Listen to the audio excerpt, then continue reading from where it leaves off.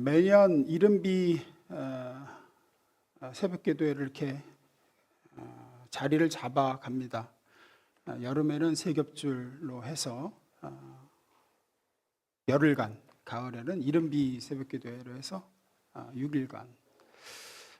그동안 기도에 좀 집중하지 못했던 것들, 기도 시간을 제대로 내지 못했던 것들을 좀 확보하고, 이때 멀어진 하나님과의 영적 관계를 회복하고 삶의 어려움과 문제들을 하나님 앞에 내어놓고 하는 시간들을 갖죠. 그런데 성경을 보면 항상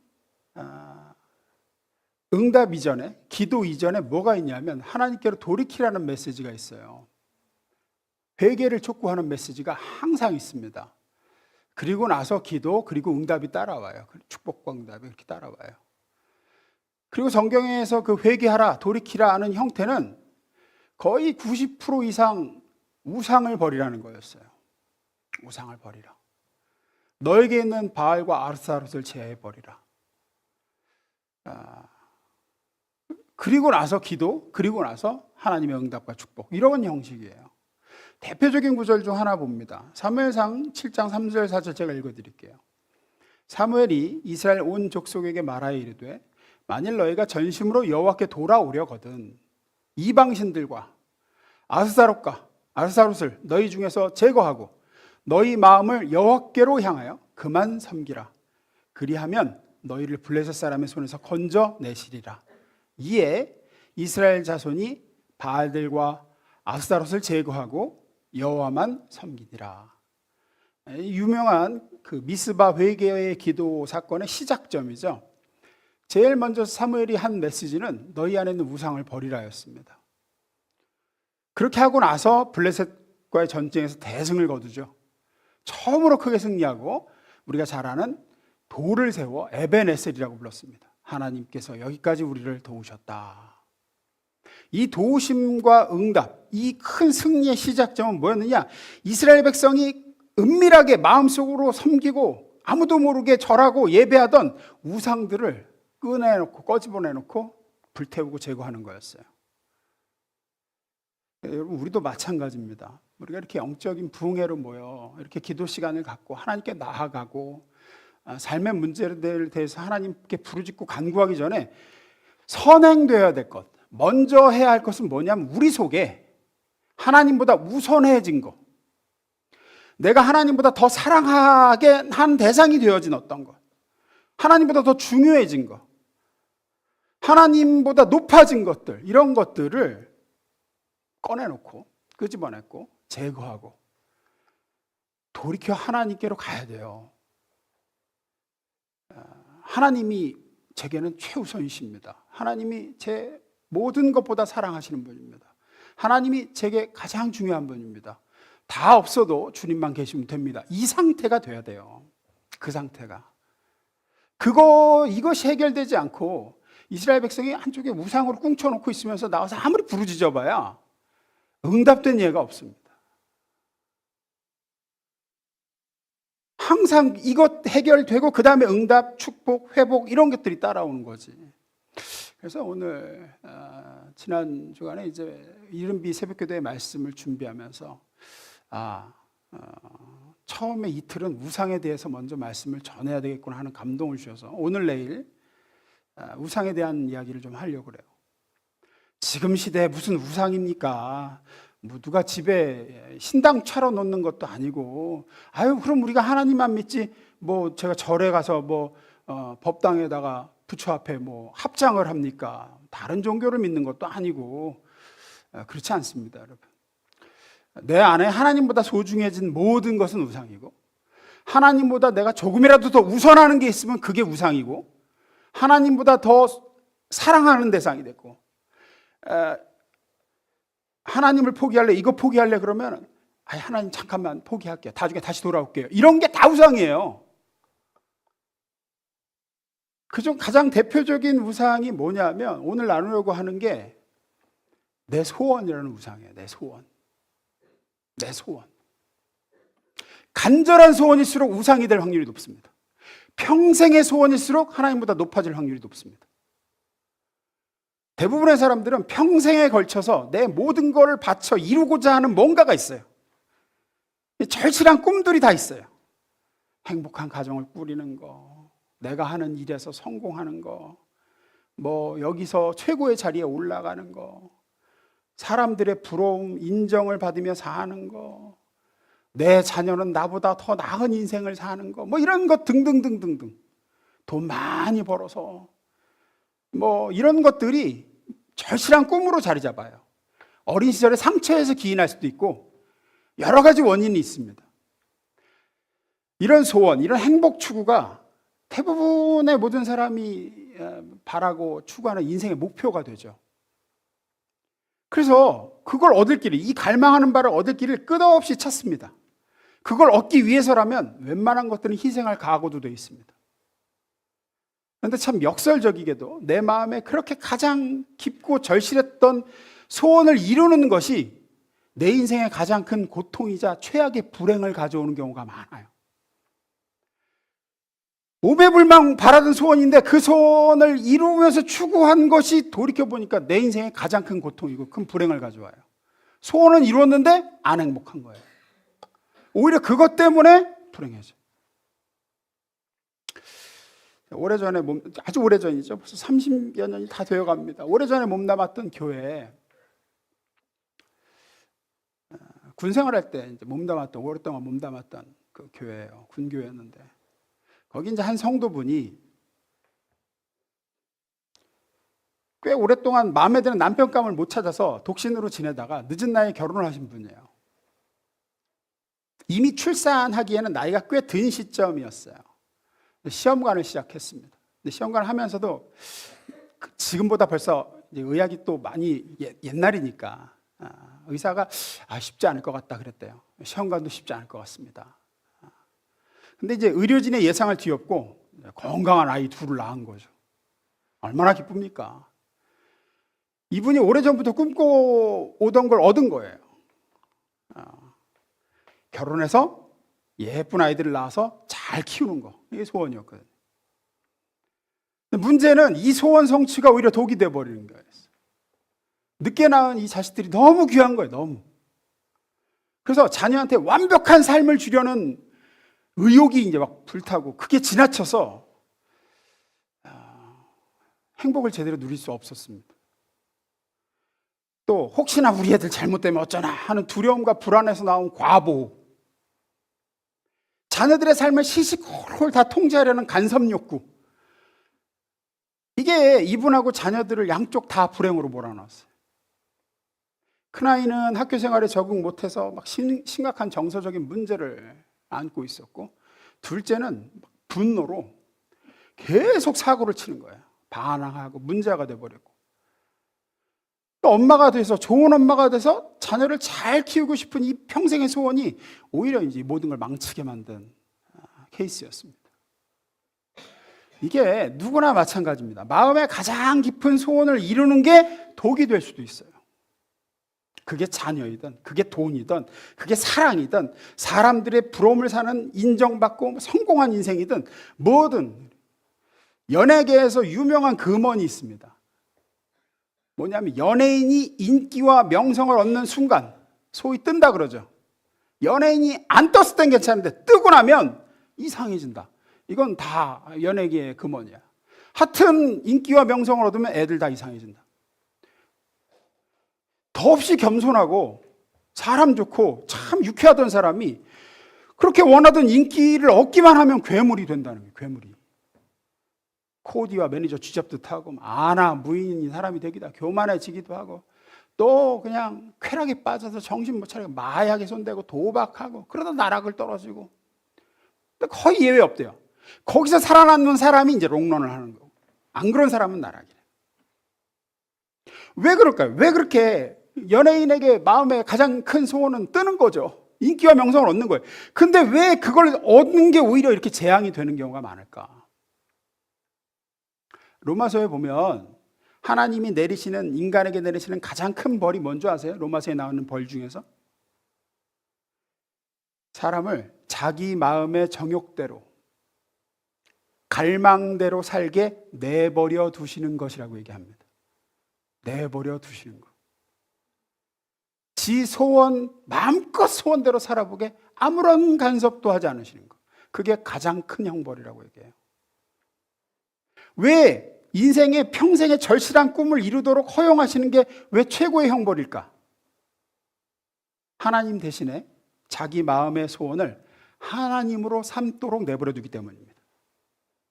즉 소원이 우상이 되도록 그냥 두시는 거예요. 로마서 1장 24절 25절 봅니다. 읽어볼까요? 시작.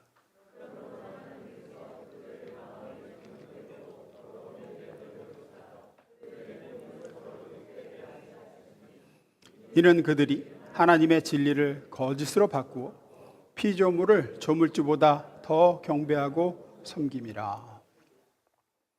하나님이 이런 말씀을 하시는 겁니다. 너희가 그렇게 오매불망 바라고 원하는 것이 내가 아니라 그것이라면 그것을 너에게 주겠다. 허락하게, 허용할게. 마음대로 해라. 그래서 결국 그렇게 바라던 것을 손에 넣었지만 이제 사람들은 머지않아 그렇게 소원하던 그것이 자기의 삶을 엉망으로 만들고 불행하게 하는 걸 알게 되죠. 왜? 그들을 만드신 하나님, 그들의 참된 만족과 행복이 되시는 유일하신 하나님, 인간의 모든 것 되시는, 마땅히 찬송받으실 복 주시는 하나님 한 분 대신에 자기들이 만든 소원이라는 하나님을 예배하기 때문이에요. 근데 그 무엇도 하나님을 대체할 수는 없거든요. 하나님 노릇을 해줄 수가 없어요. 성공은 하나님 노릇을 해줄 수 없습니다. 우리에게. 돈이 하나님 노릇을 해주느냐? 못 해줍니다. 돈은. 앞서 말씀드렸듯이 근본적으로 모든 인간은 무엇인가를 위해서 살아야 합니다. 예외 없습니다. 인간은 그렇게 지어졌습니다. 뭔가를 위해서 삽니다. 아무것도 안 하면서 나는 사는 게 소원인데요. 예, 그것도 무언가를 위해 사는 겁니다. 아무것도 안 하고 놀기 위해 사는 겁니다. 인간은 그런 목표가 있어요. 우리는 그 무엇인가를 위해서 사는데 그 무엇인가에 우리는 우리의 생각을, 우리의 마음의 충성과 소망을 거기 바치는 거예요. 그것을 위해 살면서 거기다가 내 마음의 충성을 바치고 소망을 바치고 인생을 바치는 거예요. 즉 예배를 하는 겁니다. 내 소원을 위해서. 소원을 하나님 삼아 거기에 내 마음과 뜻과 힘과 소망을 바치는 거예요. 예수님은 분명히 오직 하나님께 마음과 뜻과 힘을 바치라고 하셨는데, 네 모든 것을 다해 오직 아버지 하나님을 사랑하라고 하셨는데 그 자리를 내 소원이 차지해버리게 되는 거예요. 거기에 내 소원을 바치고 마음을 바치고 생각을 바치고 힘과 뜻을 바치고. 근데 말씀드렸듯이 그 소원은 그게 무엇이든 절대로 우리에게 하나님이 되어줄 수가 없습니다. 하나님만이 주실 수 있는 기쁨, 하나님만 주실 수 있는 소망, 행복을 내 소원에게 바라게 되면 내 소원이 그걸 줄 거야. 그게 자녀든 그게 돈이든 그게 성공이든, 예를 들어서 아이고 제가 내게 기쁨이 되어줄 거야. 괜한 기쁨이 되어줄 수가, 하나님이 되어줄 수가 없어요. 절대로. 저 돈만 있으면 저 돈이 내게 만족을 줄 거야. 내 안전을 보장해 줄 거야. 평안을 줄 거야. 돈은 하나님 노릇을 해줄 수가 없어요. 만족도 기쁨도 행복도 위로와 평안도 못 줍니다. 하나님만 주실 수 있어요. 앞서 말씀드렸던 늦은 나이에 얻은 자녀를 잘 키우는 게 평생의 소원이었던 성도님, 하나님만이 주실 수 있는 인생의 보람, 기쁨, 행복과 소망을 그 자녀들에게 바랬어요. 그런데 자녀들은 엄마에게 하나님 노릇을 해줄 수가 없거든요. 결과 모두가 불행해지는 거예요. 모두가. 구약 성경, 신약 성경 내내 성경의 핵심 원리는 언제나 우상 숭배하지 말라, 배격하는 거였어요. 우상 숭배를 배격하는. 왜? 그것은 하나님 노릇을 해줄 수가 없다 너에게.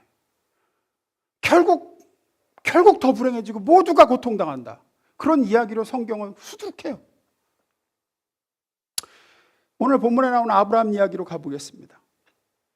아브라함 시대에는 옛날 우리나라도 그랬듯 가문을 이을 아들이 있느냐 없느냐가 대단히 중요한 시대였습니다. 아브라함도 당연히 자기를 이을 아들을 간절히 바라고 원했어요. 그것이 아브라함 마음에 가장 크고 깊은 소원이 되었습니다. 아브라함보다 더 아들을 고대한 사람은 아마 성경에 없었을 겁니다. 근데 우리도 알다시피 마침내 그에게 아들이 태어났습니다. 오랜 시간 기다린 끝에 마침내 아브라함은 100살, 아내 사라는 90살에 기적의 아들이 태어났어요. 기적의 아들이. 평생의 소원을 이뤘어요. 나도 저 집 아들, 옆집에서 애 얼르는 거 보면 나도 저런 자식 하나 있었으면, 그 옆집 애가 성장하는 거 보면 아휴, 나도 저런 자식 하나 있었으면 했는데 이제 소원이 이루어진 거죠. 그런데 바로 그때 하나님은 아브라함에게 그 평생의 소원이었던 하나뿐인 아들을 하나님에게 바칠 것을 요구하십니다. 아주 결정적인 시험이었어요, 이것은.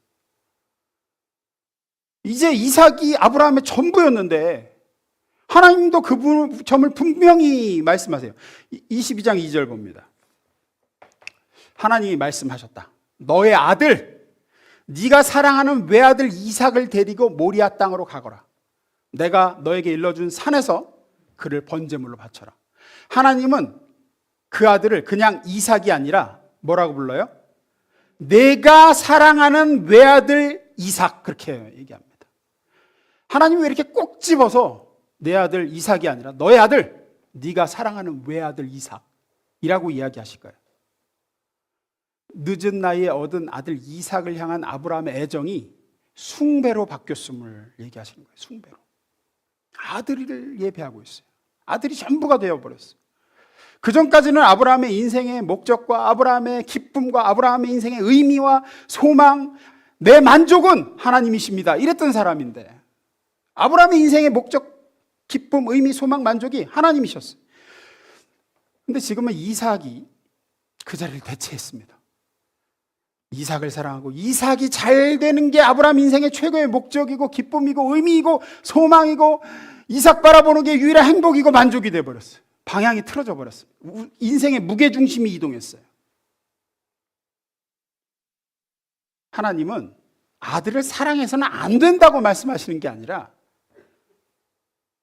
사랑의 대상인 그 아들이 아브라함 마음에 하나님으로 자리 잡으면 안 된다고 얘기하시는 거예요. 누구든지 자녀를 하나님 자리에 두면 누구든지 외웠습니다. 자녀가 하나님 자리에 딱 가면 내 소망, 내 기쁨, 내 행복, 내 의미, 하나님에게서 찾아야 될 것들이거든요. 근데 그걸 자식에게 딱 두고 자식이 찾으려고 하면 거기서 우상 숭배가 싹 틉니다. 사랑이라는 가면을 쓴 우상이 싹 틉니다. 그런 사랑은 반드시 자녀를 숨막히게 만듭니다. 왜? 자녀도 인간이에요. 자식일 뿐이거든. 절대로 부모에게 하나님이 되어줄 수 없어요. 숨이 막히는 거예요. 부모의 기대와 바램. 너는 내 기쁨이야. 얼마 전에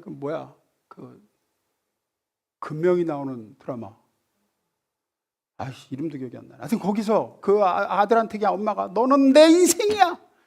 자식이 숨이 막혀 죽으려고 그러죠, 그냥. 하나님 노릇을 바래. 안 되는 거예요. 안 되는 거. 결국은 나도 불행해지고 자녀도 불행해져. 그 누구도 그 무엇도 내게 하나님 노릇을 해줄 수 있는 대상은 지구상에 없습니다. 돈도 마찬가지고 자녀도 마찬가지고 성공도 마찬가지예요. 어떤 소원도 하나님만이 주실 수 있는 것들을 내게 주지 못해요. 아무튼 이러한 하나님의 명령에 놀랍게도 아브라함은 즉시 순종해서 이삭을 데리고 모리아산으로 걸음을 옮겼습니다. 그리고 주저없이 우리가 알다시피 주저없이 그 아들을 제물로 하나님께 바치고자 합니다. 그 순간 하늘에서 다급한 하나님의 음성이 들려오죠. 11절 12절 읽습니다. 시작.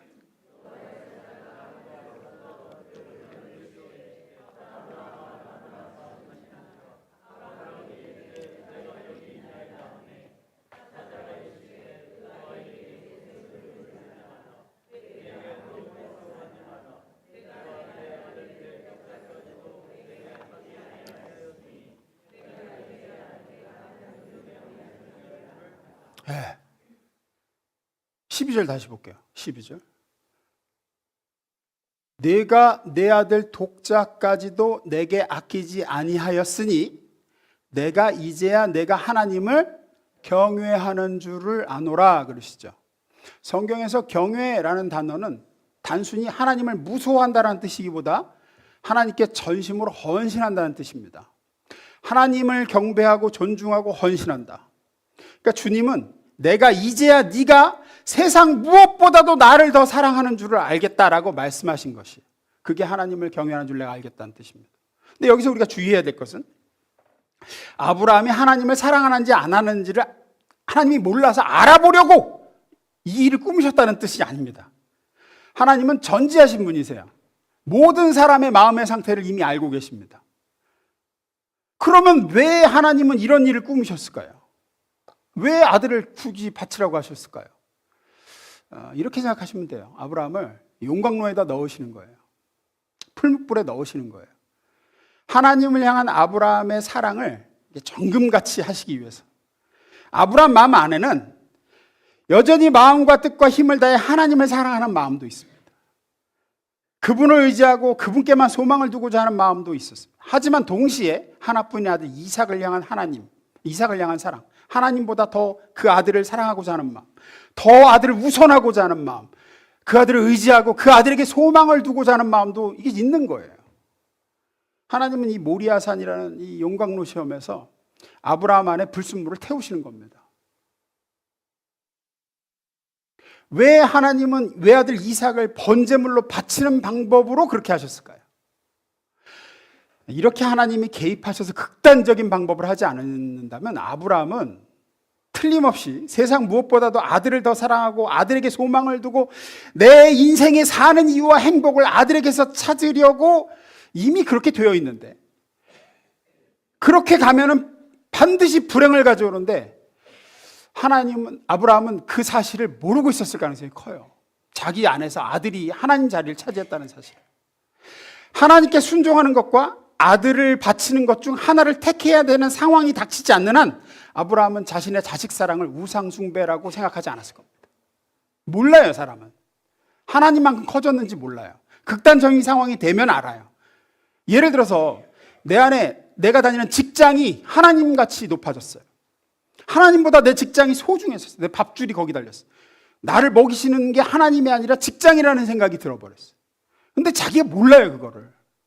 언제 아느냐? 하나님 말씀대로 순종했다가는 직장에서 미운 털 박히고 승진도 못하고 자칫하면 잘릴 상황에 부딪히면 알아요. 하나님 말씀대로 순종해서 직장에서 미운 털 박히고 이러다가 승진 못하고 자칫하면 잘리더라도 내가 하나님 말씀대로 해야지, 하라시는 대로 하겠다 할 것인지, 아니면 야, 이 직장이 내 밥줄인데 하고 하나님께 등을 돌릴지, 그때 알아요. 그때 직장이 우상으로 변했는지 그때 압니다. 하나님의 뜻을 행하기 위해서 손해를 감수할 의향이 없다면 직장이 나의 하나님이 되어 있는 거죠.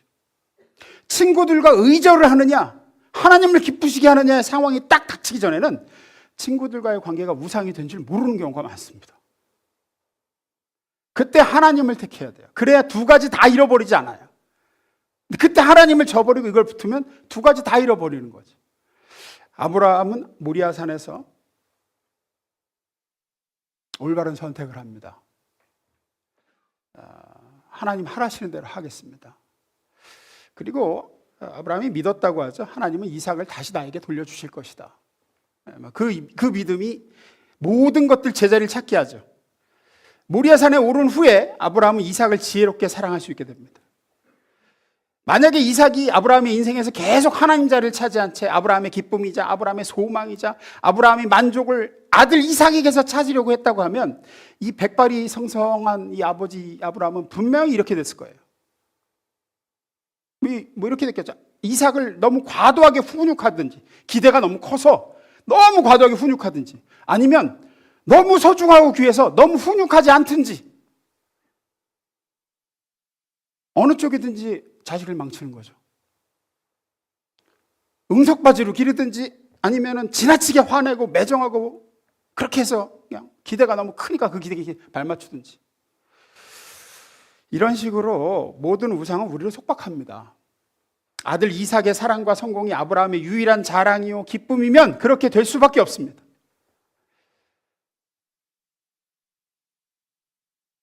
부모에게 이런 막중한 무게를 끌어안고 하나님이 되어주는 역할을 감당할 수 있는 자녀는, 다시 말씀드리지만, 아무도 없습니다. 이렇게 계속 가면 이삭은 아버지 아브라함의 그늘을 피해 아버지를 등지거나 심령이 뒤틀리고 망가지거나 둘 중에 하나가 되는 거죠. 그것을 막기 위해 하나님은 더 늦기 전에 팔을 걷어붙인 사건이 오늘 이 모리아 사건입니다. 이 시각을 가지는 게 대단히 중요합니다. 우리의 삶에서도 하나님은 모리아 산을 요구하실 때가 있어요. 더 늦기 전에. 너 그거냐 나냐. 하나님이 너 나만 바라봐, 너 나만 사랑해야 돼 하는 식의 이기적인 인간적인 그런 태도로 아브라함에게 이삭을 바쳐 이렇게 요구하신 게 아니에요. 우리가 행복한 꼴을 못 보시는 분이라서 그러시는 게 아니라고요. 오히려 그 반대예요. 우리가 불행해지는 거를 못 보시겠으니까 더 늦기 전에 넌 그거냐 나냐, 그때 하나님이십니다 라고 하면 두 가지 다 얻는 거예요. 인간은 오직 하나님을 기뻐하고 하나님께 소망을 두고 살 때만 행복해요. 제자리를 다 찾고 평안이 와요. 그 누구도 무엇도 하나님을 대체할 수 없기 때문에 그렇습니다. 그것을 잘 아시는 하나님께서 우리를 참으로 행복하고 기쁘고 만족하고 평안하게 하시고자 나 이외에 다른 대상을 너의 하나님으로 삼지 말라, 그렇게 될 것 같으면 막으시고 우리를 아브라함처럼 모리아산으로 몰아가시는 거예요. 지금 여러분 삶에 닥친 여러 가지 어려움이나 공고나 힘듦은 어쩌면 하나님의 모리아산일 수 있습니다. 하나님보다 높아진 그 무엇이 여러분 마음에 자리를 잡고 있기 때문에 그거 바로 잡으시려고, 용광로에 넣으시고 불순물 없애시려고, 그래야 그것도 살고 나도 살고 모든 것이 제자리를 찾는 거예요. 로마서 8장 32절 보고 말씀합니다. 로마서 8장 32절. 자기 아들을 아끼지 아니하시고 우리 모든 사람을 위하여 내주신 이가 어찌 그 아들과 함께 모든 것을 우리에게 주시지 아니하겠느냐. 이게 뭘 얘기하는 거냐. 하나님은 나의 행복을 뺏어서 자기 행복을 채우시는 분이 결단코 아니다. 오히려 그 반대라고 얘기하시죠. 자신의 행복을 버려 우리의 행복을 바라시는 분이다. 십자가를 바라봐라, 그걸 얘기합니다. 그분은 자기에게 가장 소중한 아들을 우리를 위해서, 우리가 그분에게 가장 소중한 존재이기에 그 아들을 아끼지 않고 내어주셨다. 오직 그분 안에서만 너희는 안식과 의미와 안전과 행복을 얻고 삶에 무슨 일이 닥치든 그분만 있으면 감당해낼 수 있다. 그러니 그 하나님을 지극히 사랑하고 아끼고 기뻐해야 된다. 이 믿음이 내 소원이라는 우상을 하나님께 맡겨드릴 수 있게, 모리아산에서 아브라함이 이삭을 바친 것처럼 나도 내 삶의 소원을 하나님께 내어드릴 수 있게 합니다. 하나님은 저를 정말로 제가 행복하길 바라시는 분이시죠. 제가 그걸 믿습니다. 하나님 손에 맡깁니다. 다 없어도 주님만 계시면 됩니다. 하나님은 아브라함의 그 재물을 보시고 내가 네 독자까지도 내게 아끼지 아니하였으니 내가 이제야 나를 사랑하는 줄을 아노라, 이렇게 말씀하시죠. 그러면 우리는 얼마나 더 십자가에 달리신 하나님의 독생자 아들 예수님을 보며 사랑하시는 독생자도 제게 아끼지 아니하셨으니 하나님께서 참으로 저를 사랑하는 줄을 제가 아나이다 라고 고백할 수 있습니까? 하나님이 이 사실을 우리를 구원하시는 그 하나님이심을, 나를 정말로 행복하길 원하시는 하나님이심을 알 수 있습니다. 많은 경우에 아브라함의 경우에도 하나님은 그를 더 많이 복주고 복주시려고 이 일을 벌이시는데 겉으로는 매정해 보이시죠. 하나님이 왜 이렇게까지 하시나. 성경에는 그런 이야기들이 수두룩합니다. 우리에게 닥쳐오는 많은 실망과 고민거리를 생각해 보십시오. 그중 가장 괴로운 것은 저와 여러분 각자의 이삭 때문이에요. 소원 때문이에요. 소원. 하나님보다 높아진 소원, 하나님보다 소중해진 소원, 그것 때문에 괴롭고 실망하고 고민되고 불행하고 그런 거예요. 우리 삶에는 하나님만 주실 수 있는 만족과 기쁨을 다른 데서 얻어보려고 하기에 실망하고 번뇌하고 불행해지는 일이 비일비재합니다.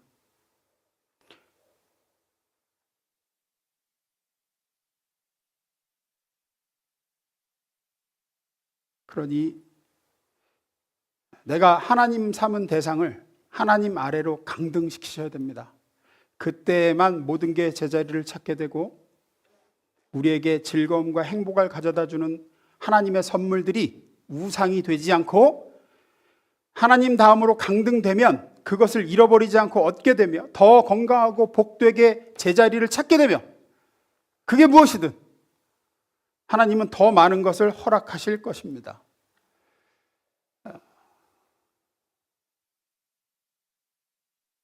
그것이 우리를 지배하거나 불안과 교만과 분노로 충동으로 괴롭히지 못합니다. 하나님이 계시기에 나는 그것 없어도 살 수 있습니다. 라는 진심한 고백이 이 모든 것을 가능케 합니다. 우리가 만든 내 평생의 소원이라는 가짜 하나님으로부터 해방되셔서 주님 안에 참으로 행복과 만족과 평안을 누리실 수 있게 되기를 주의 이름으로 축원합니다. 기도하겠습니다.